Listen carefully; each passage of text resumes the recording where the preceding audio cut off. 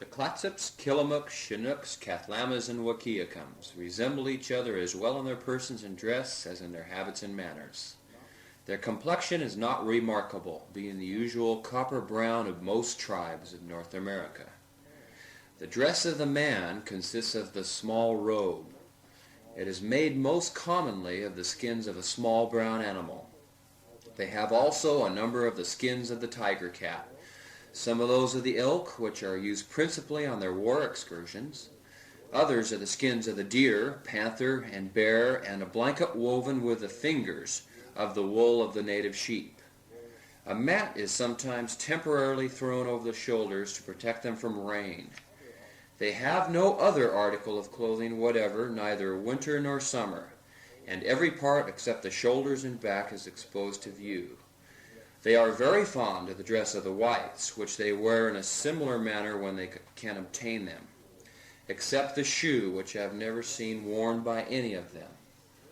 The dress of the women consists of a robe of tissue, and sometimes, when the weather is uncommonly cold, a vest. Their robe is much smaller than that of the men, never reaching lower than the waist, nor extending in front sufficiently for it to cover the body. The most esteemed and valuable of these robes are made of the strips of the skins of sea otter. When this vest is worn, the breast of the women is concealed, but without it, which is most always the case, they are exposed. The garment which occupies the waist cannot properly be denominated a petticoat. It is a tissue of white cedar bark, the whole being of sufficient thickness, when the female stands erect, to conceal those parts usually covered from familiar view. But when she stoops, this battery of Venus is not altogether impervious to the inquisitive eye of the Amorite. The most remarkable trait in their physiognomy is the peculiar flatness and width of the forehead, which they artificially obtain by compressing the head between two boards while in infancy. From the top of the head to the extremity of the nose is one straight line. This process seems to be continued longer with their female children, and neither appear to suffer any pain from the operation. These people mark their skins by puncturing and introducing a coloring matter. The favorite ornament of both sexes are the common coarse blue and white beads, which the men wear tightly around their wrists and ankles.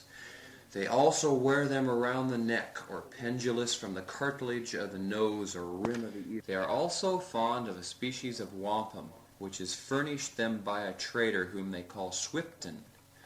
The men sometimes wear collars of bear claws, and the women and children the tusks of the elk. Both sexes wear bracelets on the wrists of copper, brass, or iron in various forms.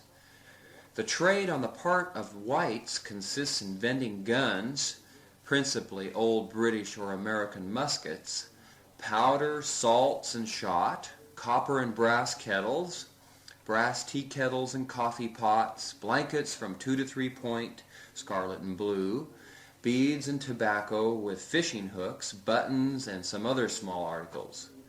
For these they receive in return from the natives dressed and undressed elk skins, skins of the sea otter, beaver, common fox, and tiger cat.